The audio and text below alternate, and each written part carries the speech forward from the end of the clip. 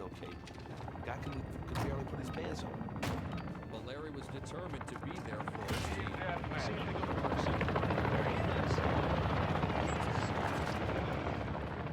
As Bird reached deep into his arsenal to counter Pearson's long-range barrage, the Celtics held the game even throughout a bitterly contested first half. But as the second quarter drew to a close, disaster would strike.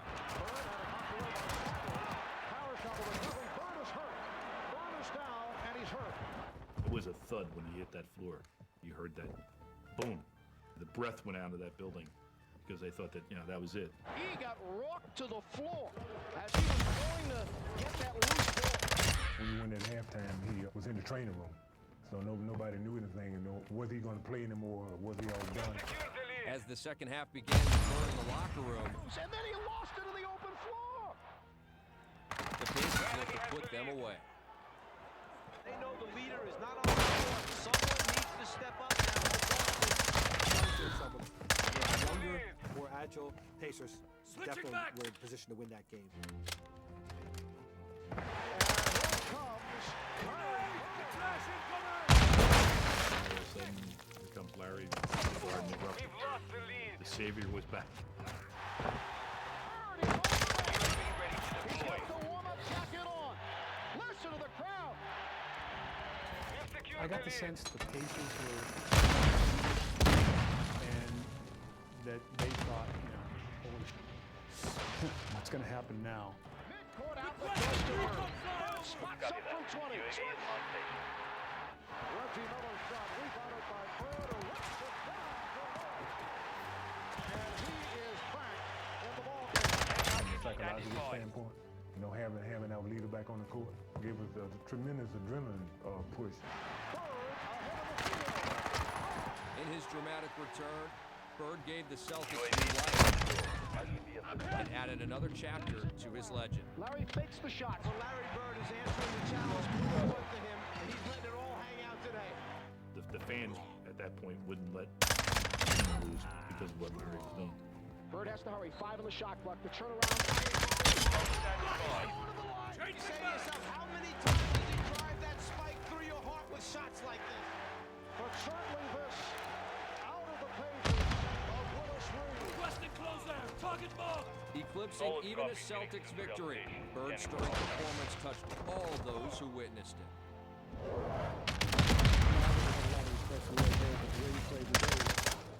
It's just like the stuff you tell your kids about. And I told him at the end of the game, I've never seen anything like that.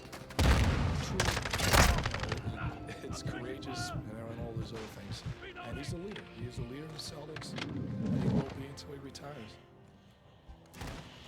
I knew Larry was out there shooting 1,000 jump shots a day, so I was out there shooting. I knew he was working on his game every summer. I had to work on my game every summer. He wins the Rookie of the Year, I win the championship. And then we just go on from there. I always want to have one up on Larry, and he's going to try to have one up on myself. That's what a true rivalry is about. Larry Bird was the entire city of Boston, and all Celtic fans knew that it was part of their tradition to beat the Los Angeles Lakers in the NBA Finals. It was a tradition Larry desperately wanted to avoid, and the fact that his main rival, Magic Johnson, was the leader of the Lakers made him want it even more. In 1979, Bird lost to Magic in the NCAA Finals, and from that moment on, they'd be forever linked. It was always Magic Bird, Magic Bird. Ever since Indiana State, Michigan State played, it's been that way. And in 1984, they'd finally meet in the NBA Finals. It was an incredible build-up, and the world was watching because now it's finally to these two players that are looked at somewhat as saviors of the league in Larry Bird and Magic Johnson coming together for the first time to do battle.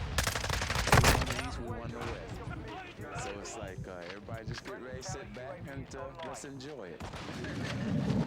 As the series opened, it was the Lakers who would enjoy it at the Celtics' expense as they raced to a 2-1 series lead. Waves. It was waves of fast break. It was attractive. We weren't going to let Larry Bird and his crew beat Magic and his crew. It was just that simple. The Celtics cannot handle the speed of the Lakers. We're taking hooks, body shots. We were in the clinch. So all we could do was stand against the rope and just take it. This has to be one of the most decisive routes in championship game history. We went in the locker room and Larry made the famous statement that we play like sissies.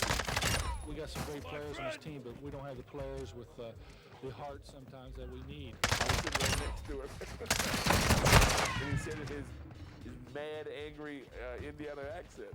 Today, when you see Magic slapping high fives and guys going behind their back and shooting layups on us all day long, it seems that somebody would try to put a stop to it. But until we get our hearts where they belong, we're in trouble.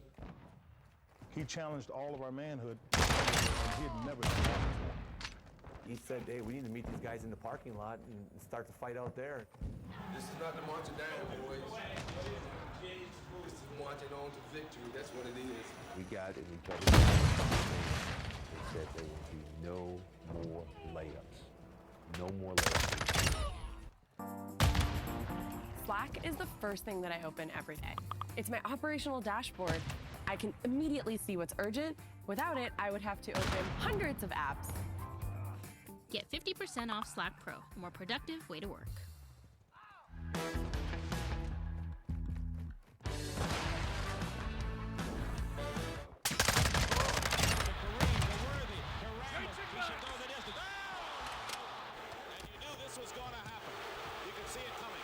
When you can't catch something, you got to knock it down to slow it down. And that's what they did. And just all hell broke loose.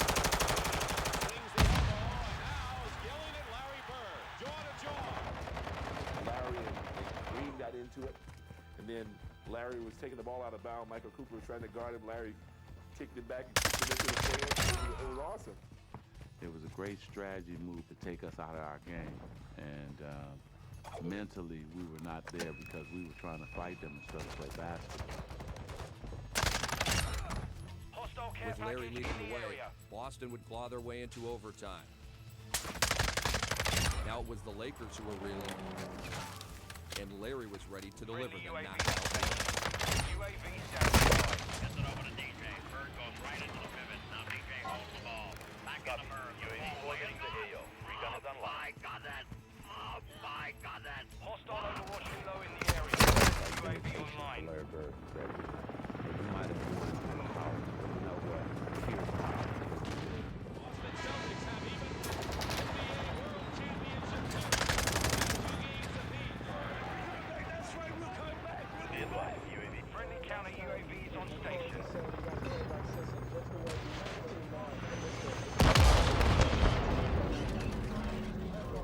You still play a lot harder. Friday, June 4th, 1984, and the temperature at game time inside the Garden is 97 degrees Fahrenheit, and there was no air conditioning. It was almost unbearable. It really was. By far, you know, I've spent time in Texas. I've lived in Texas. I've never been that hot. It was smothering. Ooh. You thought, you know, a song. Kareem had to have the oxygen tank because of the altitude. He's so tall. While we were all out there dying, you know, from can't breathe, you know, it was 100 degrees in Boston Garden. He looked fresh as a daisy. Here's Larry Bird. Shutting down the cross. Larry Bird. This game is Larry Bird's. I mean, he's doing everything. Mission is complete. Good work. Shoot it! Shoot it! Shoot it! We asked Larry about it. Oh, hell, fired back home playing it first lick. It was completely magnificent in that game because it just showed mind over matter. Larry Bird went 50